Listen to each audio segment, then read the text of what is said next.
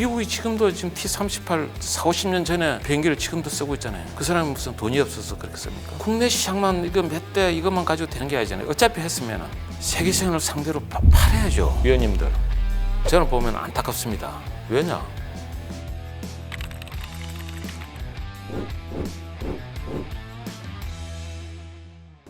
네, 반갑습니다. 오늘은 다소 조금 무거운 이야기일 수 있는데 방위산업 활성화에 대한 이야기를 나누고 싶어서 이 자리를 마련했습니다. 관록, 경력, 현장 방위산업 전문가를 한 분 모셨습니다. 전영우 고문님 모셨습니다. 사실 제 자랑한 건 아닙니다만 방위산업 이것만 가지고 45년을 현장에서 뛰었기 때문에 아직도 열정이 남아있어가지고 오로지 머릿속에 들어있는 거는 대한민국의 발전 이것밖에는 머릿속에 없습니다. 그 중에서 이제 방위산업의 안보의 한 축을 담당하고 있기 때문에 이 자리를 통해서 제 평상시에 느끼고 또 생각하던 거 전반적으로 좀 이야기를 좀 할까 합니다. 그동안에 이제 현장에서 경험하시면서 첫 번째로 제도 개선에 대해서 방산이 어떻게 하면 활성화될 것인가.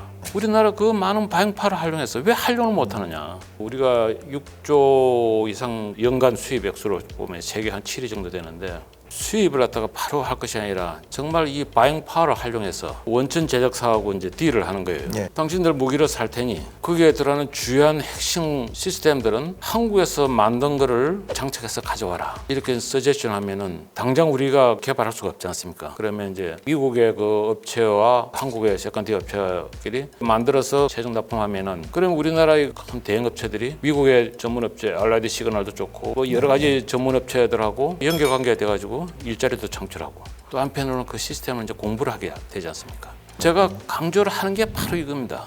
록히드 회장 와라. 당신들 F-35 국제 가격으로 이거 살 테니 한 3조 정도 항공 사업에 투자를 해라. 비즈니스를 해야 되는 거예요.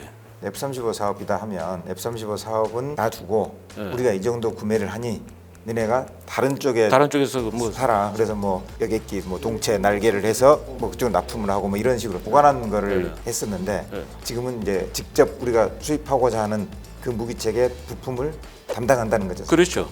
그러다 그래서 이제 두 가지 여러 가지 장점이 있는 게 나중에 MRO 정비를 한다든지 또 나중에 부품을 갖다가 스페어 파트로 이제 쓴다든지 이럴 때는 후속의 후속전의 효율을 할 수 있고 더 중요한 거는 이렇게 해서 바로 일자리 창출에 연결될 수 있으니까 실질적으로 좀 뭔가 이 바잉파워를 활용해서 할 필요가 있다. 국산하는데 거의 하여튼 대부분 중요한 것들은 우리가 만드는 걸 원칙으로 이렇게 그러면은 가격이 올라갑니다. 당연히. 그럼 국방 예산이 올라가는데 그거를 배려하고 인정하지 않은 상태에서 명품을 만들어라. 당장에는 수입하는 게 쌀 수도 있죠. 10년쯤 지나면은 부르는 게 값입니다. 스페어 파트는. 우리나라 방산 물자에 대한 완성 장비 국산화율이 한 70.5%. 2018년 기준입니다. 전체 평균이 70.5%인데 그러니까 통신전자나 유도, 화생방 이쪽은 80% 이상 굉장히 높고요. 항공 분야가 굉장히 낮습니다. 38에서 40% 수준. 근데 이제 이번에 대표 20일 가면서 국산화율을 65%를 줬거든요. 사실 이제 체계업체에서는 힘들 수밖에 없는데 그래도 지금 말씀하신 것처럼 우리 능력을 확보하고 우수군 수준을 하기 위해서는 그 국산화율은 반드시 또 만들어 가야 되는 거 아니겠습니까? 저는 35%다, 뭐 50%다, 70%다 별 의미 없습니다. 제한테는 KF-21 ASR 레이더도 그렇고 뭐 여러 가지 이제 중 핵심을 하지만은 많은 부분만 사실 수입을 어전합니다. 수입을 어전하면 어려운 게 딱 두 가지입니다. 하나는 결정될 때 우리가 수출하고 싶어도 특정한 게 미국에서 들어오는데 익스포트 라이센스 다 받아야 되잖아요. 아랍에미레이트에 수출하려고 그러는데 미 정부의 승인을 받을 수밖에 없는 게 그에 들어가는 핵심 부품들은 미국에서 공급하는 거니까. 그러면 하고 싶어도 못 하잖아요. 우리가 그 칼자루를 지지를 못하는 거예요. 그래서 핵심적인 거는 돈이 얼마 들더라도 우리가 만들어서 해요. 그래서 특히 항공은 수량이 적지 않습니까?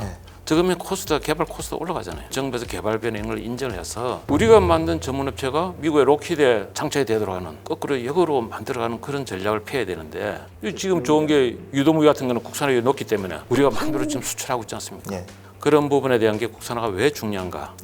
그런 건 좀 우리가 다 같이 인지할 필요가 있다.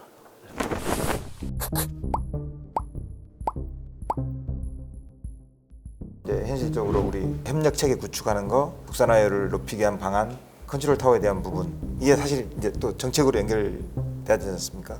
정책적인 부분에 대해서는 또 해주실 말씀이 또 더 많으실 것 같은데. 요즘 많이 나오는 이제 전문화 계열화 지금 카이만 하더라도 삼성, 현대, 대우가 합쳐서 이제 탄생이 됐고, 근데 방산이라는 거는 저는 더 큰 M&A가 앞으로 있어야 된다고 봅니다. 이게 규모의 경쟁에서 지금 우리나라 방산업체 정도 가지고는 세계 시장에 경쟁을 하려야 어떤 힘이 약하고 그다음에 그러다 보니까 실력도 좀 떨어지고 요즘 전문화 업체 이런 부분에 대해서는 다 없앴지 않습니까? 예, 예. 없앤 이유가 이제 아까 얘기한 대로 독점한다든지 예.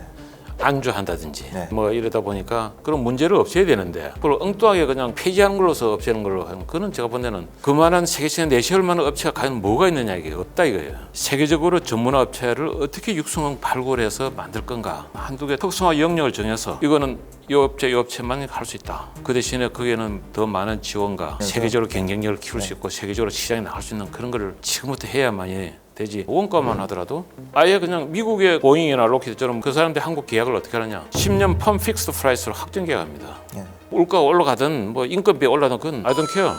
너희들 알아서 우리 10년간 확정 계약을 했네.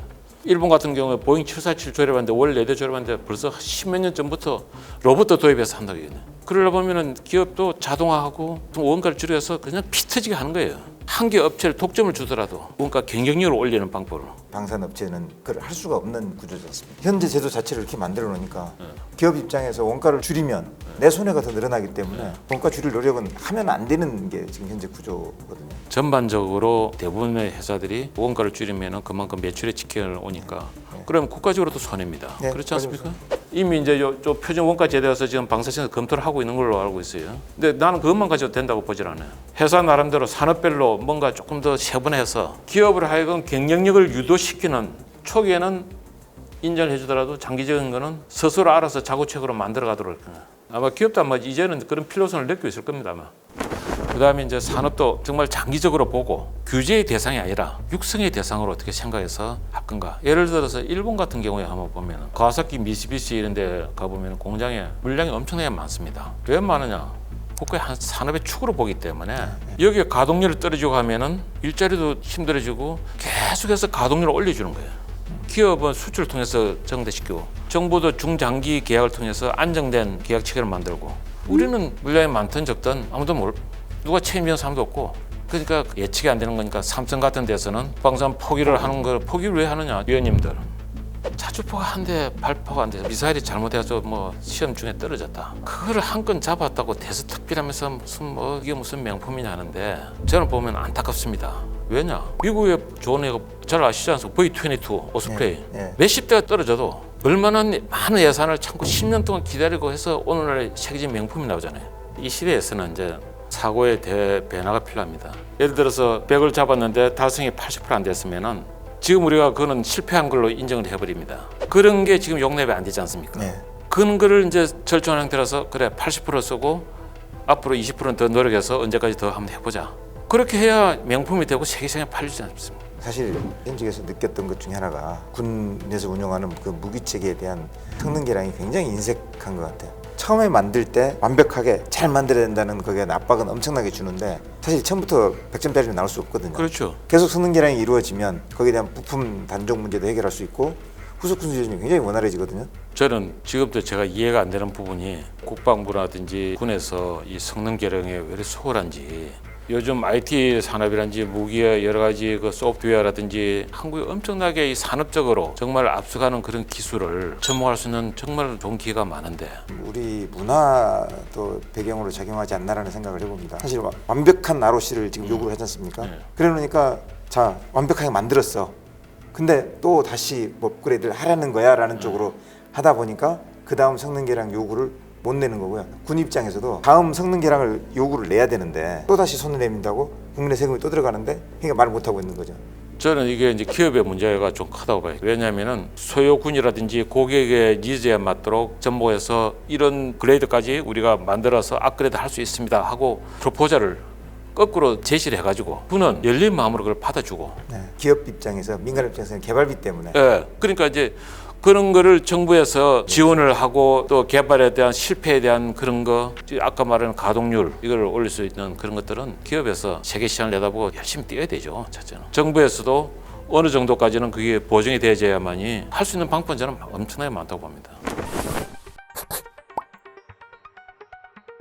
ROC 이야기 나왔으면 얘기인데 ROC 설정부터 그렇게 해서는 안 된다고 봅니다. 현재 ROC 설정하는 게 이제 군에서 다 하다 보니까 세세한 부분까지 스펙 딱정해서 주다 보니까 개발하는 과정에서 그 온도를 충족시키려고 그러면 난관에 봉착이 되는데 미국 같은 경우는 수송기를 원한다. 그러면 어디서 어디까지 인원이 몇 명이 타고 갈 수 있는 수송기를 만들어 주시오. 그렇죠. 딱 거기까지. 예. 그것만 제시하면 나머지는 군 작전 요구에 대한 부분이니까 그거를 할 수 있는 기업 각종 이제 이게 다 들어가는 거죠. 그러니까 위에서 거꾸로 내려오니까 안 되는 거예요. 국내 시장만 이거 몇 대 이것만 가지고 되는 게 아니잖아요. 어차피 했으면은 세계 시장을 상대로 팔아야죠. 미국이 지금도 지금 T-38 40-50년 전에 비행기를 지금도 쓰고 있잖아요. 그 사람이 무슨 돈이 없어서 그렇게 씁니까?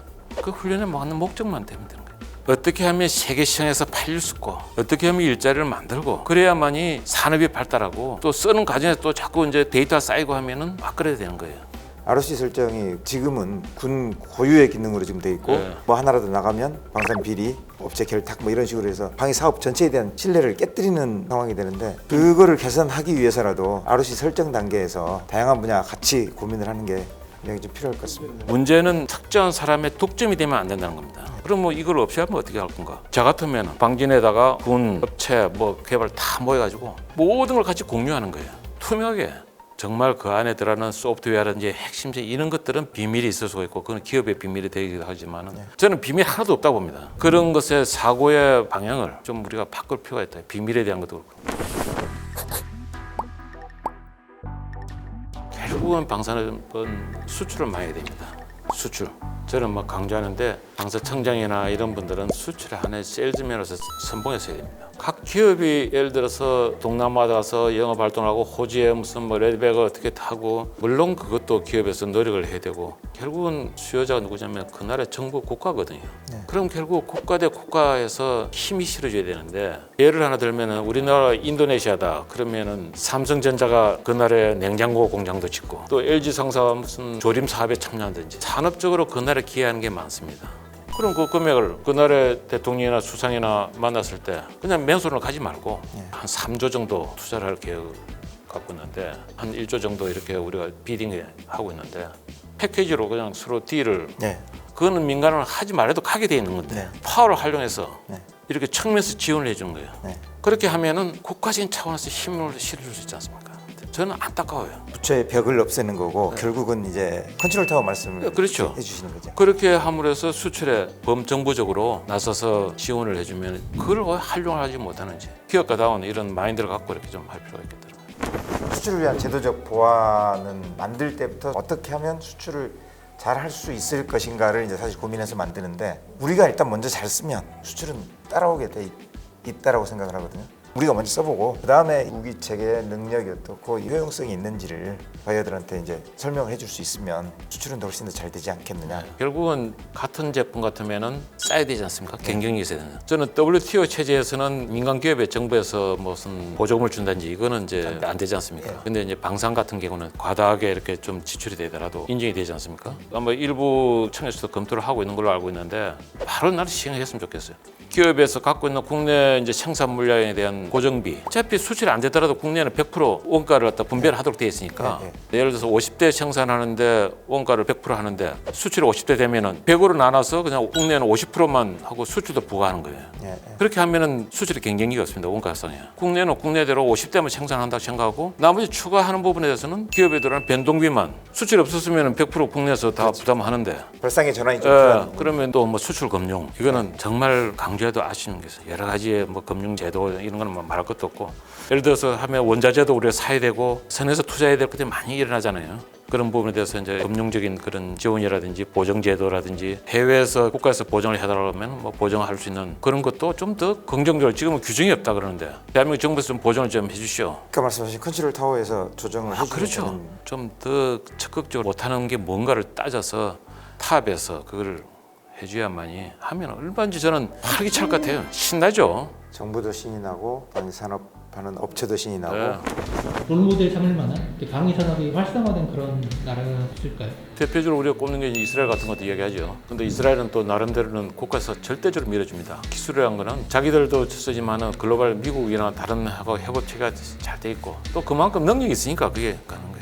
예. 새로운 걸 자꾸 발굴하고 뭐 이렇게 하니까 수요가 있으니까 미국에서 많은 부분을 지원을 또 받을 수 있는 체계가 돼 있고 그런 나라들은 지금 세계 시장을 상대로 하잖아요. 여기도 결국은 계열화 전문화로 본다 그러면 IA라는 하나에서 각각의 업체를 두고 딱 하면 우리가 추리가 나와야 돼요. 한 개에서 독점으로 한다고 할 게 아니라 그러면은 그 투명하게 관리를 방법을 생각하면 얼마든지 나올 수 있는 거예요. 오해에서 벗어나려고 경쟁을 시킨다든지 이렇게 해서 되는 거예요. 그래야 전문적인 종합적인 그 예술 작품이 나오지 않겠습니까? 이제 KP21 65% 가고 뭐 이렇게 앞으로 계속해 나가면 이스라엘처럼 또 경쟁력을 갖추고 나갈 수 있지 않을까라는 생각을 또 배나와 핵심은 급진적으로 하면서 방법을 달려면 지금은 아니라도 몇 년 뒤에 역동적인 산업 체계가 되지 않겠냐 이런 좀.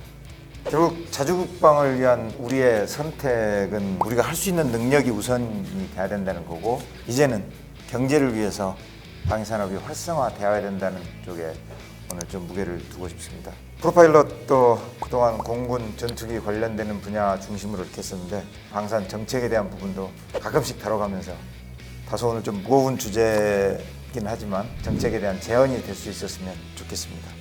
오늘 긴 시간 동안 좋은 말씀 감사합니다. 고맙습니다. 박수를 크게 쳐 크게.